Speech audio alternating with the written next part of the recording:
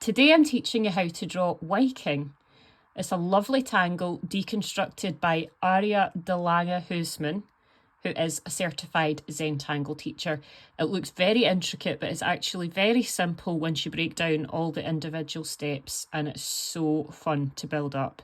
So grab your pen and paper and we'll get started. So today I'm going in, you by all means, if you would like to create a grid to start with in pencil, go ahead with the grid. I'm just going straight in with my pen. And what I'm going to do for the first step of Wiking is I'm going to create an orb shape. So you can see, like, in comparison with the size of the pen nib, you can see roughly, I mean, maybe it's about the size of a pea or something. So I am going to do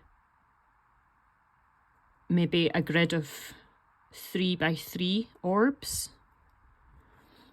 You can do this tangle so many different ways. You can have it so that it's centered in the middle of your tile, or you could have it so that it's going completely off the edges, as if it was going on forever beyond where the eye can see.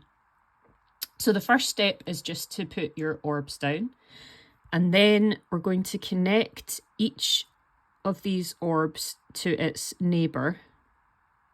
I'm going to do this vertically and horizontally, but I'm just going to do all the vertical connections first.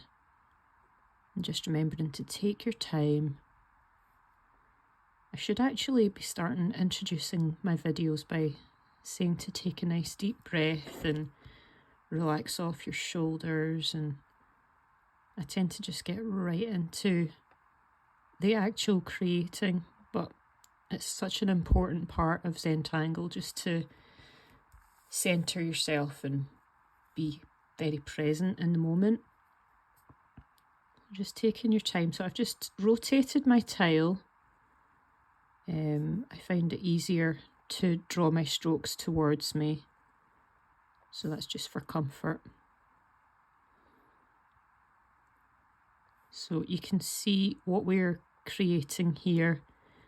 It's as if these lines have run right through the centres of these, as if these orbs are maybe like big beads.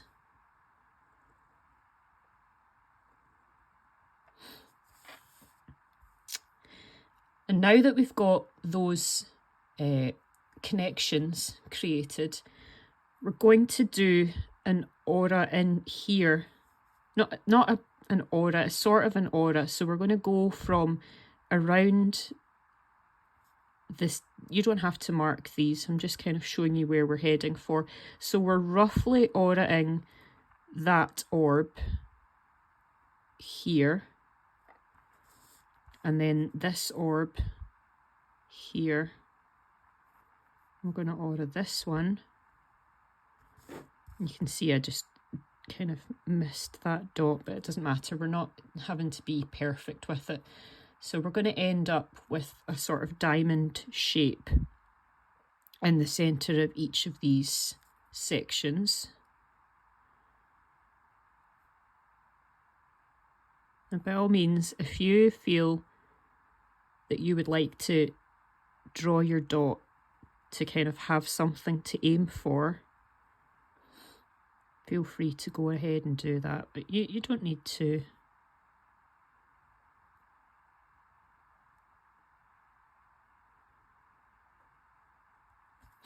That one's even a little bit too small, but we're not going to be concerned about that. And then the next step is just to round each of these corners off. So as if we've smooshed an orb in here.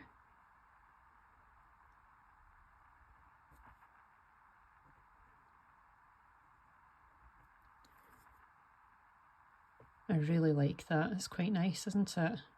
I'm just going to check just to make sure I've got this in a book. This step out. I'm just making sure that I haven't missed off any of the steps. No, I've done all the steps. Just if you're interested, this is the book that I'm referring to. I got this when I was kind of pretty much brand new into the Zentangle method, and it's a really, really good book. It's created by Beta Winkler. I think Beta's in Germany, and I think Beta is how you pronounce the name. I'm not 100% sure. So it's basically a collection of tangles that are created by a load of different Zentangle teachers and compiled in this one book. So it's really, really good. I would recommend it. It's very, very good. So this essentially is the end of the step outs, the basic step outs. When Beta has done this on her page, no, I say Beta, Arja has done this on the page. It's basically done in different ways so that you can have these orbs. You can begin with those orbs being a lot smaller. There are different ways that you can lay this tangle out. What I thought I could actually do is to have some more lines going out of the centres here of these orbs. I'm going to do that on all sides. This isn't part of the actual step out for Wiking, but it's similar to one of the variations that I saw online, or maybe in the book, I'm not sure, because I have looked it up online as well. I saw somebody, I'll share the video in my description, but I saw somebody was tangling Wiking, and they had started like putting, as if it was like spokes, not the tangle spoken as such, but they had put different spokes going around, and they had started their grid like that. So that might be an interesting way to approach your Wiking.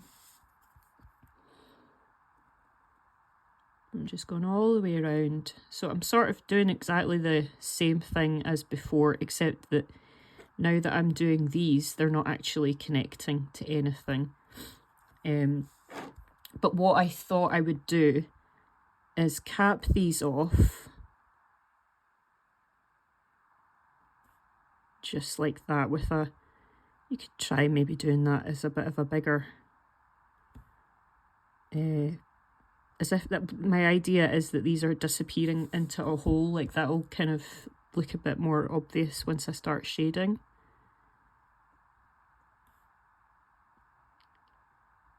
But like I say, this bit isn't actually in the step outs.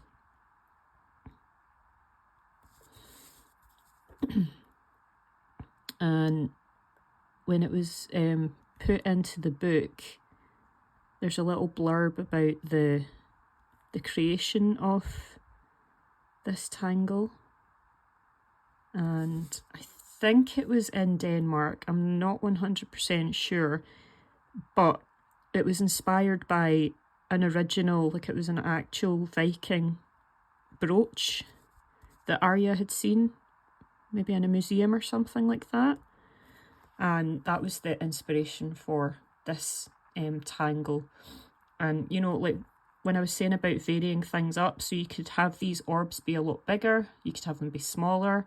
These diamond shapes, I mean, you could actually have them be a lot closer to these orbs. There's so many different ways that you could vary what you're doing, like kind of change it up a little bit. So actually, what I was going to put my pen down, but what I'm going to do is I'm going to ink in the original step outs, these bits at the corners, they were actually just left, but I'm going to ink mine in. I just quite like that variation, and it kind of adds a bit more drama when you put a bit of ink in there.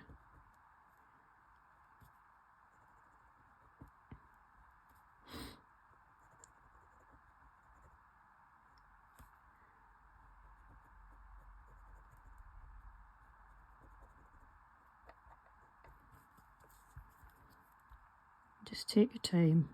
There's no hurry at all.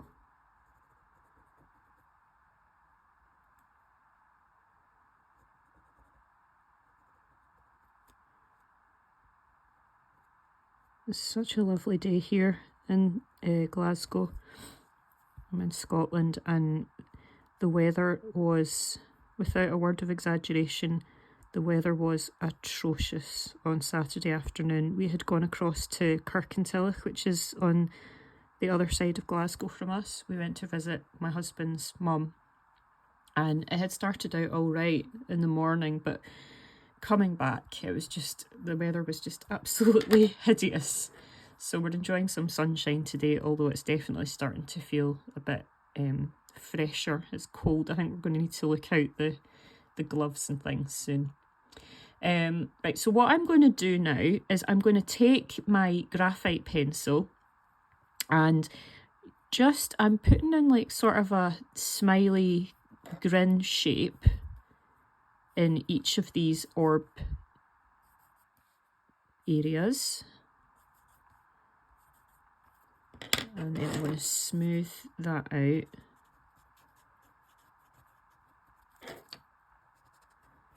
And I'll show you, when I get to the end of the video, I'll show you a variety of ways that I have done this previously.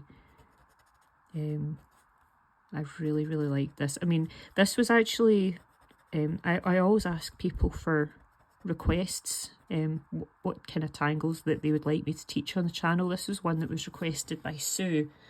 And straight away when Sue mentioned this one, I knew exactly which tangle that she was talking about, but I realised that I hadn't actually done it before, unless I've done it and I couldn't find the actual tile, but I don't think I have done it before, and I don't really know why. Once you start pulling it all together, it's very good fun to do this one. And as you can see, I'm just putting some graphite into these outside sections. Just doing the exact same thing in each bit.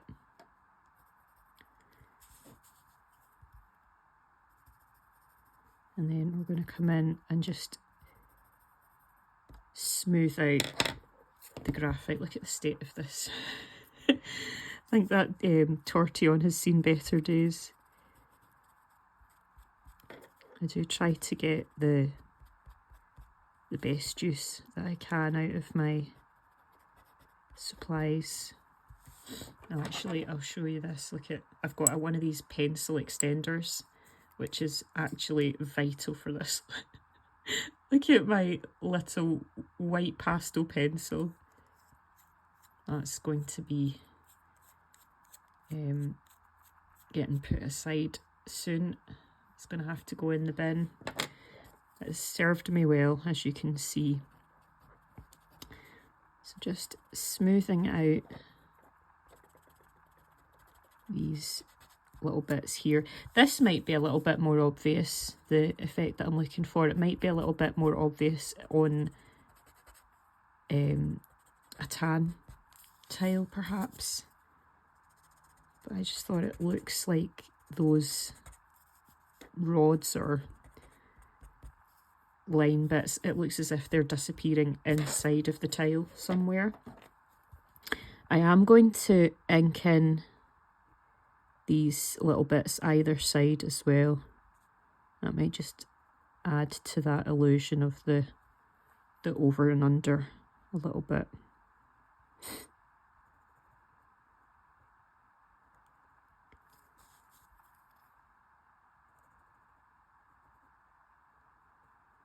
So yeah, like I say, I've been asking people if they have any requests for tangles, and it doesn't have to be that you don't know how to do it.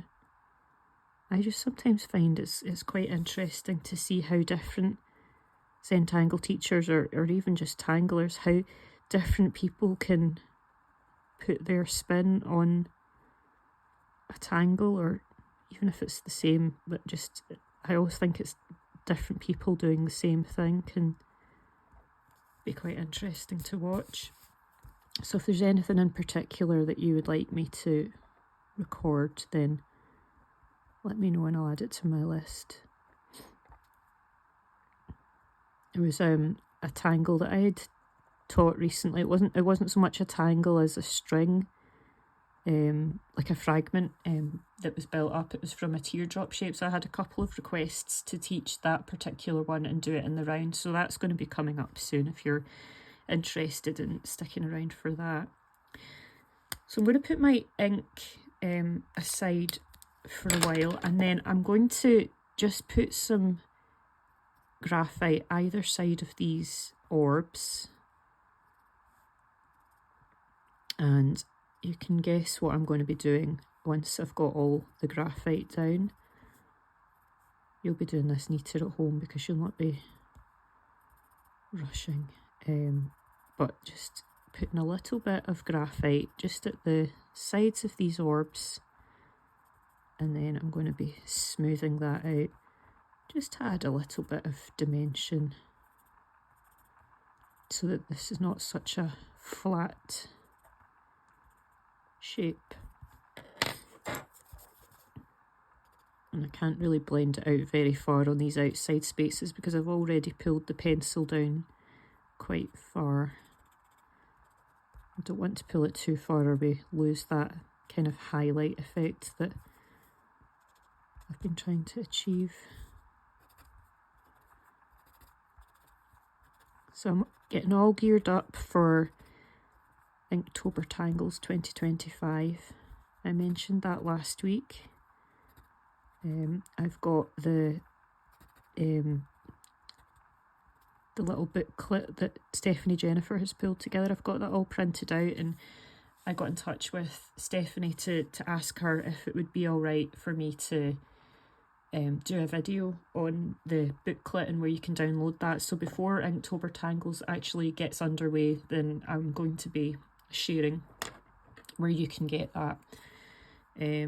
So that'll be in the next few days, because obviously we're kind of getting close to October already. So I'm going to want to do the introduction video, and then I'll be starting to do my Inktober Tangles videos and putting them all out. So I'll not have my regular Wednesday videos because I'll be doing a tangle for each day of October. So there'll be lots and lots of videos coming out rather than one big long one. I'll probably just be doing them on the smaller bijou tiles, which I think are 2 inches squared. So as you can see, I've not actually told you, but I've come in here with some kind of tealish blue pastel pencil. I think it's Faber-Castell that I use. I've got quite a lot of different brands of the pastel pencil, but just now I'm using the Faber-Castell ones. Just felt like I wanted a little bit of colour in this tile in comparison with just how it could look. And what I'm going to do as well is, I mean, you can choose to leave yours exactly where it is and not do any more shading at all. I'm going to come in under the bits that are the horizontal bars. I'm going to just put a bit of graphite along the bottoms of those.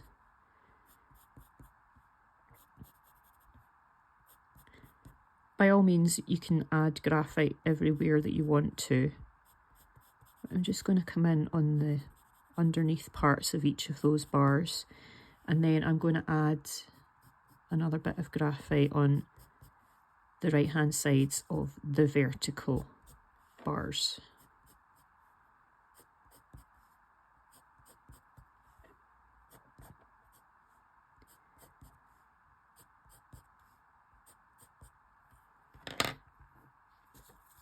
And then just gently smooth out.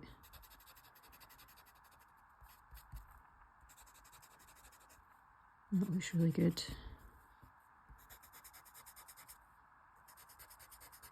Such a satisfying tangle to pull together, in my opinion.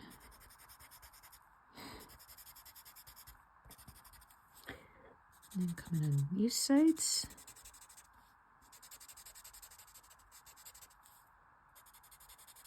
So I haven't even talked about my journal for a while, so if you're interested and you haven't yet got your own copy, I have got a journal that you can buy on Amazon.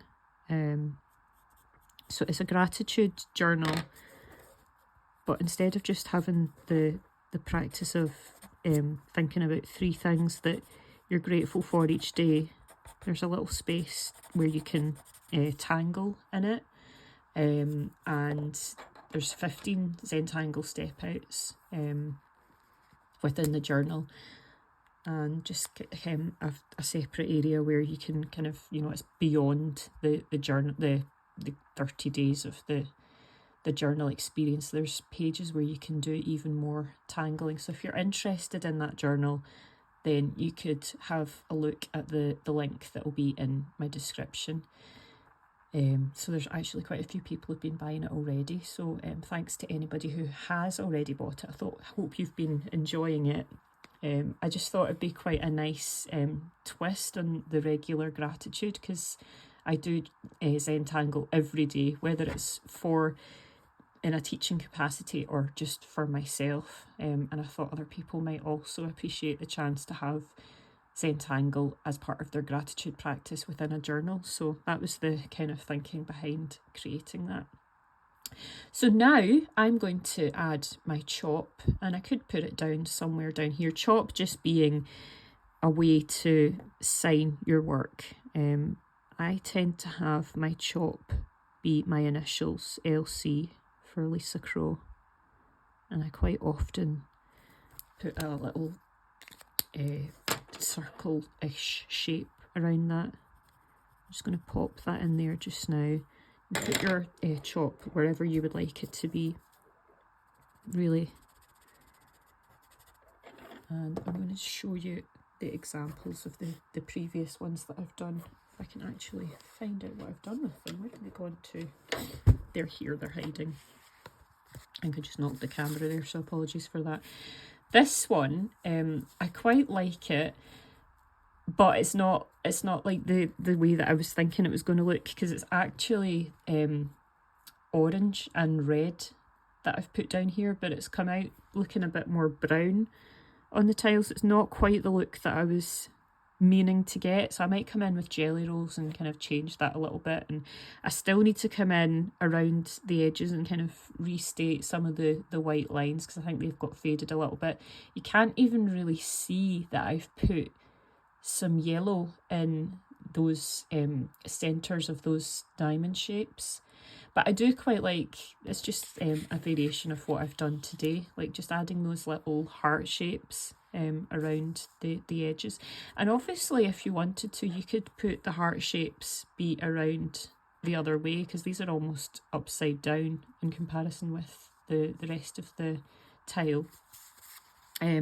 This one I quite liked because I've got this Zen gem here, and if you look, you can see I've got the same kind of shading where I've gone underneath the horizontal bars and to the right of the vertical ones, but I've added some white pastel pencil on the other 2 sides in each of these square shapes. These ones haven't been inked in, and I think, to be honest, I will kind of come in and add a bit more love, as Zentangle HQ might say, to these. Like, you can see these lines here have kind of been a bit faded with the pastel pencil, so I may come in with the ink to the corners of these diamonds. I'm probably going to shade these orb shapes, but you can see, you know, where I'm going with that. I do quite like this one, and this was the first one that I completed. I haven't even put my chop on these. Tut tut. This is the first one that I did, and I just really like how it's so versatile, because you can do it like this as if it's a bit more, like, it's obviously still a grid, but it's I don't even know how I'm trying to how to articulate it. This is like a bit more confined, whereas this is free. So yeah, I just like how you can put it in a border, or you can have it a bit more loose looking. And this is quite a bit closer to the original version of Wiking that I had seen in the book. So yeah, who knew that the Vikings actually were doing Zentangle? Imagine that. Imagine they actually did do Zentangle. Obviously, it's only about 20 years old, but it's just these patterns that are used in the Zentangle method, hundreds of years. Some of them have been around for, and you can find inspiration all around you wherever you go. So yeah, I just thought this was quite interesting, this tangle. I really enjoyed pulling this one together, so I hope you have fun with this one. As usual, if you tag me on social media, it would be great to see what you come up with. So on Instagram and Facebook, you can tag me.